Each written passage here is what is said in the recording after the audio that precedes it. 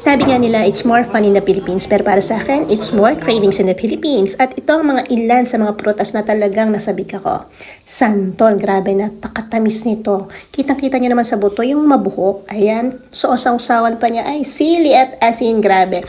At ito pa, from Laguna, ang rambutan. Sobrang tamis din ito. And then, meron din tayong saging. Ayan, hilaw pa siya. So, fresh from Laguna rin yan. And then, papaya. O, diba, green na green siya, o. Actually, ginamit namin yan sa pagtitinola. At syempre, meron ding avocado. At syempre, ang pamatay, ang mangga. Grabe, ang dami ko nang kain ng mangga talaga. At latundan sa Pinas. Sobrang nasabik talaga ako dito. Iba talaga mangga ng Pinas. At syempre, avocado again. At ang dragon fruit. Fresh from Tagaytay Farm po. Ayan, sa farm po namin yan sa Tagaytay. Fresh na fresh. And of course, sa farm din sa Tagaytay, ang langka.